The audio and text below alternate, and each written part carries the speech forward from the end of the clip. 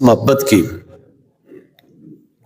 طرح طرح کے ہمارے اعمال ہیں ذرا جو ہمارے جی میں آتا ہے یہ عمل ٹھیک ہے، یہ عمل ٹھیک ہے. ہر ایک نے اپنا اپنا نا مقتدا بنایا ہوا ہے ذرا، ہر ایک نے اپنا اپنا مقتدا بنایا ہوا. ذرا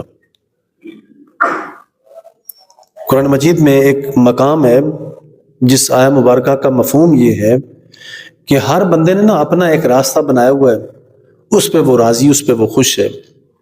وہ ہر ایک اپنا ٹکڑا ذرہ لے کے نا وہ اپنی اپنی جگہ پہ وہ راضی ہیں کہ میں جہاں پہ ہوں میں ٹھیک ہوں، دوسرا ہے یا نہیں ہے میں ٹھیک ہوں. اپنا اپنے منہج پہ ہر ایک لگا ہوا ہے. لیکن ہمارے لیے کسوٹی اور پیمانہ جو ہے وہ فقط یہ ہے کہ اللہ اس کے رسول کی محبت ہو. اعمال بھی بندے کے تب مضبوط ہوں گے، تب شاندار ہوں گے اور تب قابل قبول ہوں گے جب اللہ اس کے رسول کی محبت آئے گی. فرمایا قل ان کنتم تحبون اللہ فاتبعونی یحببکم اللہ. یہ غالباً سورہ آل عمران کی 31 نمبر آیت ہے. اس سے پیچھے آیت کے اندر نا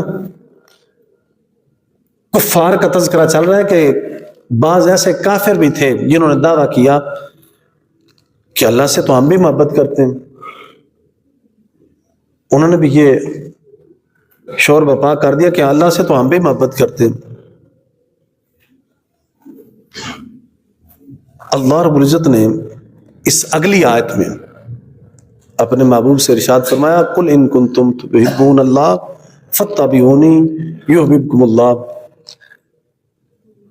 فرمایا یہ جو کافر کہہ رہے ہیں نا کہ ہم بھی اللہ سے محبت کرتے ہیں، اے میرے محبوب آپ ان سے شرط لگا دیں، آپ انہیں اب فرمائیں کہ اگر تم اللہ سے محبت کا دعویٰ کرتے ہو نا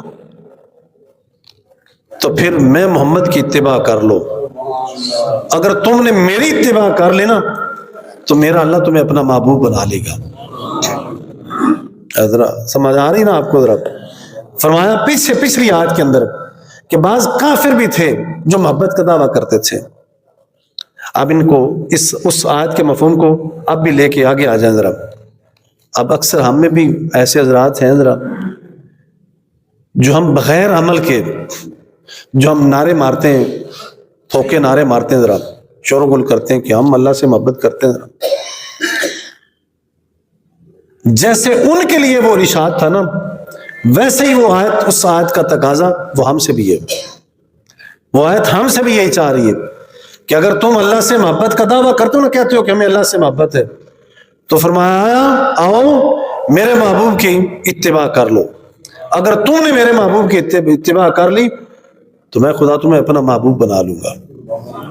آج اس وقت یہ کسوٹی ہے ہمارے لیے، یہ معیار ہے کہ ہمارا دعویٰ خالی ہے. اگر ہم خالی کہیں کہ ہمیں اللہ سے محبت ہے، اگر اللہ کے ساتھ محبت جوڑنا چاہتے ہو، اس کے محبوب بننا چاہتے ہو، تو اللہ کے محبوب کی اتباع اور آپ کی اطاعت کر لو.